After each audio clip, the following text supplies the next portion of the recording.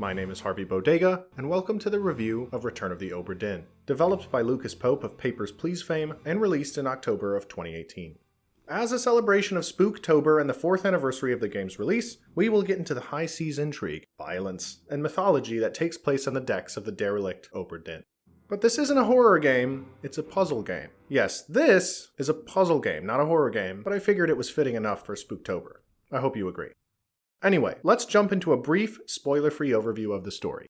In 1807, the Obra Dinn, a cargo ship that went missing over 4 years earlier, returns to the English coast as a ghost ship without any indication as to what happened to the cargo, the 60 crew members, and the ship itself. You play as an insurance investigator who is sent aboard to try to figure all that out. You have help from a mysterious place, however, as an individual named Henry Evans mailed resources vital to uncovering the ship's secrets.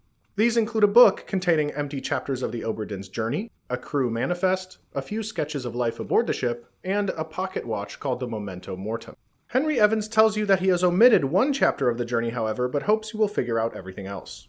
So you're rowed out to the empty ship and quickly determine horrible things have happened.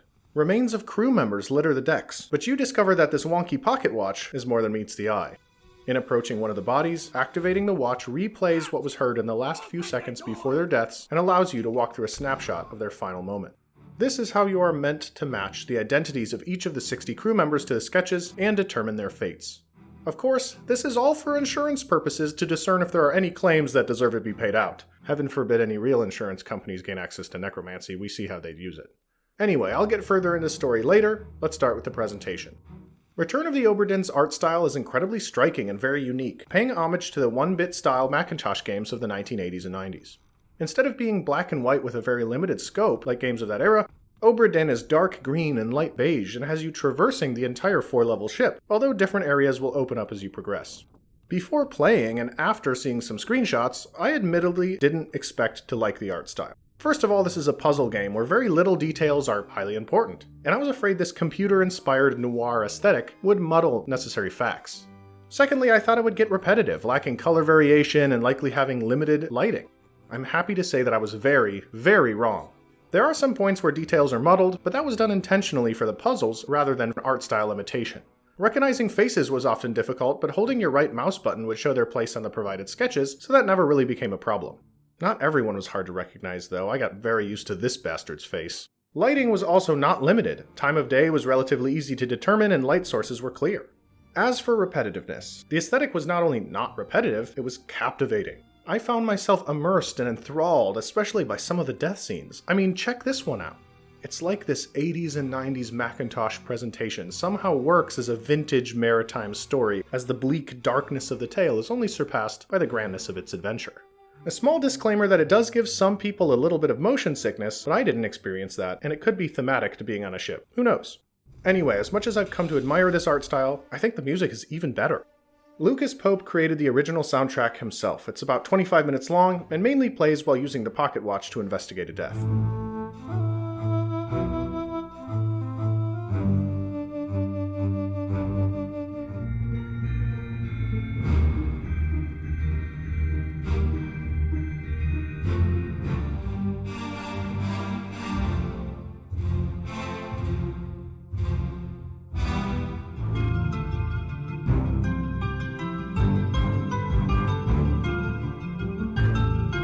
Chimes, violins, brass instruments, gongs, something like a pipe organ, and many other seemingly period-accurate instruments contributing to the death scenes just filling me with awe. There was a specific one where I audibly said, "Wow," like I was gazing upon some great work of art. It's so gorgeous, but expertly enhanced by these phenomenal, captivating instrumental sea shanties. Voice acting is worth a mention too, as most of the 60 crew members have their own voice actor, with only a few depicting multiple. Put me down! Let go! Easy now, you're in a bad way. Is this good? Where is my Frenchman? On your toes. Go back there! What's all this shit, damn fool? Like the music, these voices are almost exclusively heard when initiating a death scene with the Memento Mortem, so you hear very few lines from each character. That being said, they're so well acted that you not only recognize characters from their voices, but really determine the tone of the snapshot that you're about to experience before you see it. If creatures from the deep void are arising to eviscerate somebody, the crew damn well sounds like terrible things are happening. This guy also reminded me of Elijah Wood. Mutiny! Mutiny! Oftentimes, the voices are identifying clues as well, as accents can indicate a nationality, helping to classify yet unnamed crew members. Lastly on the presentation, the standard sound design is immersive, well mixed, well considered, and sometimes downright brutal. It's all great. It lends itself to something drawing inspiration, while elevating itself into something unique and astounding. Moving on to the gameplay, we sort of know the overall outline. Go around the ship, use your pocket watch thing to find out what happened, find clues from the circumstances, and identify crew members and their fates to fill out the manifest. Yes, that's it, but this compounds on itself. You may be exploring around the ship and discover a body, which, within the snapshot death it's portraying, reveals another death. That body may no longer be on the Obra Dinn ship itself, but your memento mortem is able to cast an arcane image of the body, allowing you to then see the last moment of that individual. So yes, you have your inception moment, a death within a death, sometimes within one or two more deaths. Certain scenes even open up parts of the ship previously locked off. You also discover bodies completely out of chronological order, so becoming familiar with the timeline is a huge help. This sounds like it would be confusing, but it was not, due to the effective categorization of the journal. I think establishing the timeline this way is genius, as some deaths take place so quickly in relation to one another that you can track other individuals' movements. Fates are oftentimes more complex than this guy, being torn apart by the kraken, for instance. If someone is murdered, you have to figure out how and by whom. If someone survived the Obra Dinn and escaped, you have to determine where they ended up using the available maps. So yes, a lot of the snapshots show exactly what happened, but if all I know is an unknown person was knifed to death by another unknown person, that won't result in much progress. Several fates within the list are also never used, so blind guessing is unlikely to help you. Other moments of death are harder to tell exactly what happened, like this guy is missing an arm. What happened to him? Pretty sure he wasn't always like that. The firing squad scene was one of my favorites, as it added another layer to the puzzle. Which bullet was the one that struck him? Who shot that bullet? Who was the person being shot? A lot of the identification requires deductive reasoning or inferences, and although apparently there are concrete clues to identify almost every individual, I heavily used the process of elimination. Okay, so you're guessing with the process of elimination. How do you know if you're right? I feel that this aspect of Return of the Obra Dinn's mechanics is genius. First of all, if a concrete clue or surefire deduction has not been revealed for a character yet, their portrait will remain blurred until one has. Then 1 to 3 triangles will appear above their portrait, which is a level of the deduction's difficulty, a clue in and of itself. This helps guide you into taking a second look at those deemed easier, not worry so much about the tough ones until later, and not at all about the blurred ones. You can focus your efforts without wasting time. If you missed something and need to go back through fates to figure out missing details, it can be tedious, but I enjoyed revisiting them most of the time.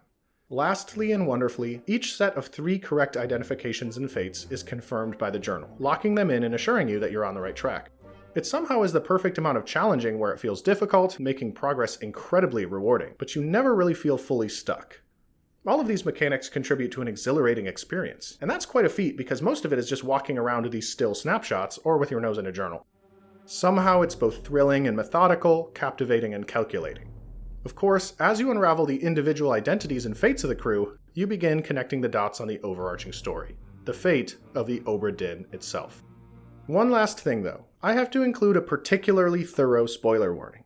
With any investigation or puzzle game, knowing the solution can completely ruin the process you would go through to find that solution. Many of the positive reviews or comments about Return of the Obra Dinn involve wishing that they could completely forget the solutions to the game, allowing them to play it all over again like the first time. That being said, I will be spoiling very few of the individual identities and fates, but will describe the overarching story in the upcoming spoiler section. The last part of this disclaimer, I promise, is to say that knowing the overall story does not ruin the magic of putting names and fates to faces. I'd still recommend the game even knowing the main story, but going into this game without the overall context is ideal. Alright, enough of that. If you want to skip spoilers, jump forward to the time on screen. I apologize for such a thorough disclaimer, but I hate the idea of soiling any of this game's magic for someone. Here goes. So you discover fragments of the story out of order, but I'll be summarizing things chronologically. So your insurance investigator was sent the book, the watch, and the drawings by Henry Evans, the surviving surgeon of the Obra Dinn, and you piece together the following throughout the game. The Obra Dinn departs from Falmouth, England with 60 people aboard, several of which just passengers. 4 of those passengers are Formosans, or from modern-day Taiwan, and they are carrying an ornate chest with 2 compartments, apparently holding something valuable. Later in the journey, when the Obra Dinn is near the Canary Islands, a senior officer that I will not identify by name because I want you to play this game and learn to hate him yourself, and 5 crew members loyal to him, kidnap 2 of the Formosans, steal the chest, and take off in 2 illegally borrowed rowboats. The kidnapped Formosans are freaking out, fearing an attack from monsters and insisting that the chest not fall into the sea. Well, monsters do attack in the form of a few mermaids with aquatic javelins. A lot of people die very quickly, but one of the Formosans cuts himself free, stabs a guy, and rips open the chest. Each of the 2 drawers contain different contents. In the bottom compartment is a seashell, and in the top, a liquid that resembles mercury. The Formosan grabs the shell from the bottom and places it in the mercury-like liquid, and it does 2 things. Burning off his arm, killing him shortly afterward, and releasing eldritch beams that stun the attacking mermaids. Our lovely mutinous officer ends up being the only survivor, and takes it upon himself to pull the mermaids into the rowboats and sail back to the Obra Dinn. Upon his return, the last remaining Formosan shoots him, which is a deserved fate, if I say so myself. The chest is taken back aboard by the crew, and in a strange decision, the mermaids are locked within the ship as well. After this point, sea creatures begin attacking the ship. First, strange humanoids wielding aquatic spears riding what looks like giant Japanese spider crabs, and they kill a lot of people, seemingly trying to get to where the mermaids and chest are locked up. The crab riders are defeated, but soon to follow is the goddamn kraken. If you get the kraken to come to the office, you really fucked up. Unsurprisingly but epically, the ship is heavily damaged and a lot more people die. What happens after this, however, is held within that chapter of the journey that was not supplied to you. Chapter 7, The Doom, skips over Chapter 8, The Bargain, straight into Chapter 9, The Escape. In this chapter, it is noted that the kraken has stopped attacking, but no one seems to know why. Only a few crew members are left, some of which are planning a mutiny, while others are trying to escape in the last lifeboat. People don't take kindly to being left behind by the last lifeboat, and a few people die. And people don't take kindly to the idea of mutiny, and a few more people die. So shit's fucked. 4 people depart in a lifeboat, leaving only the captain and 3 crew members left. With the situation being incredibly dire, the final 3 crew members turn on the captain and demand the Formosan shells, but he claims to have thrown them overboard. They attack, and in a pretty badass move, the captain ends up killing all 3 of them in self-defense. Shortly afterward, he takes his own life as the last living person on the Obra Dinn. When figuring out all identities and fates, your insurance investigator departs the ship and turns in their report, which results in actual insurance payouts, and the ship itself fully sinks in a storm shortly afterward. A year later, a package from Henry Evans' estate is delivered to the investigator, containing a dead monkey's paw and an explanation that using the pocket watch on this gruesome artifact will reveal the missing chapter. Within those fates, it is discovered that during the Kraken attack, the captain tried to extort the jailed mermaids to call it off, killing 2 of the 3. After he leaves the jail area, another senior officer orders the last mermaid and last Formosan shell thrown overboard, but is spiked by the creature in the process. In his dying breaths, he asks the mermaid to guide the Obra Dinn home once it is released back to the sea. This ends the Kraken's attack, and the rest of the events, the mutinies, Dr. Evans and a few escaping, the captain's suicide, and the Obra Dinn drifting back to England, plays out. Finally, with the mystery now fully solved, the investigator closes the book on the Obra Dinn and places it back on their shelf. There's the summary of the overarching story events. To be honest, the awesome puzzle elements having any sort of united structure was going to be enough for me, and I'd say it's pretty good. There are a few frustrating vaguenesses, which isn't a word, but you get what I mean. I could have missed some small details here and there, but here are a few of the questions that I was left with. Why did the mermaids attack the rowboats? The Formosans knew that they would, but is it because the chest was out of Formosan possession? Because it was out at sea? The Formosans said it can't fall into the ocean, but why? It's my understanding that all of the shells at the end of the story are thrown in the sea. Maybe the Formosans just didn't want to lose its power, but it's treated as if some sort of horrible calamity will take place if it fell in the water. If they were keeping it for selfish reasons, why did the creatures only attack once the mutinous officer stole it? If it provokes attack when out at sea, why didn't it do so while aboard the Obra Dinn? Plus, I believe the mermaids were holding shells of their own, so at the end I think there are a total of 3 shells, presumably thrown overboard to stop the Kraken attack. Does the chest and shell have some sort of tempting power? It seemed to provoke so many to murder and mutiny in order to gain possession of it, who may or may not have even known of its existence or value. We really don't need to know how the shell and chest function, why the shell and the mercury-like stuff activates its power, and the lore behind the whole thing, but the areas that prompt important plot points do feel vague. Overall, I think it's okay. Not all details need to be neatly tied in a bow at the end, and I think the overall structure is solid. At this point, I will welcome back our spoiler avoiders. Overall, I think it's clear that I recommend this game for its wonderful presentation, expertly crafted gameplay mechanics, and a solid story as a strong supporting act. Upon finishing it, however, I didn't have the usual bittersweet feeling of finishing a great game where I'm happy to have played it, but sad it's over. I was really just sad. I wanted more, something to basically borrow the same format and make something new. This feels ripe for a sequel, having a format easy to recreate, and I can just imagine the investigator adding more books to their shelf of solved cases. I mean, this could be a puzzle series, and I'd buy each game, but in an era of remasters, sequels, and recreations, credit to Lucas Pope for his artistic integrity here. Return of the Obra Dinn is all we'll have, and I was saddened by the fact that there isn't anything like it. I feel like this game is like the album Bloom by Beach House. You either have no idea what it is, or you really, really like it. Okay, that was super subjective, but you get the idea. Truly a great game, and I can give it a firm recommendation. Happy Spooktober, thank you so much for watching, and I hope to have more content for you soon. A few quick notes in the postscript here. I have a link to the channel's Twitter in all of my video descriptions. That's the place where you can be updated on what game I'll be covering next, but also a ton of overly specific memes about the games that appear in my videos. Admittedly, layers of references get really specific, but I enjoy making them and hope people like them as well. Lastly, 2 days before I post my videos, I tweet a hint as to what the next game is, and I'd like to take a request from the first person who guesses right. I won't make videos on every request, but I'll place them in a list and select games that fit my modus operandi. Lastly, I wanted to be clear that I will be posting videos in seasons. This first season is July 1st to December 30th, and in 2023, it'll be a similar span of time with about the same overall number of videos due to my limited time and resources. In between seasons, I'll be taking a really close look at requests, and maybe I can do an informal Q&A on Twitter or at the end of videos as well if y'all would want that.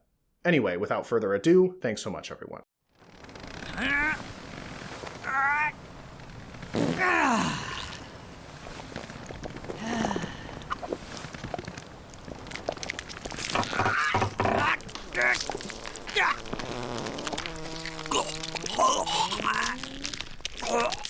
Is this guy shitting himself to death?